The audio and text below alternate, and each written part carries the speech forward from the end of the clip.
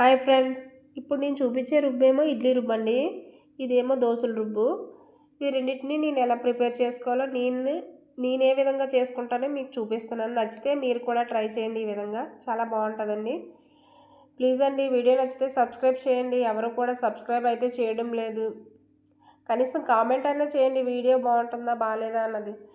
ముందుగా అయితే ఇడ్లీ కోసం అండి ఒక గ్లాసు బొత్తు మినపప్పు తీసుకున్నాను. అదేవిధంగా దోశలకైతే ఒక గ్లాస్ మినపప్పు, 2 గ్లాసులు రేషన్ బియ్యం, పిడికడు పచ్చిశనగపప్పు, చిటికెడు మెంతులు వేసుకున్నానండి. ఇవి మార్నింగే నానబెట్టుకున్నానండి నేను 10కి. ఈవినింగ్ గ్రైండ్ చేసుకున్నానండి. ఈ విధంగా ఇడ్లీలకైతే గ్రైండ్ చేసుకున్నాను. మిక్సీలో అయితే ఇడ్లీలు గట్టిగా వస్తాయండి. అదే గ్రైండర్లో అయితే చాలా మెత్తగా సాఫ్ట్గా రుబ్బు కూడా ఎక్కువ వస్తుందండి.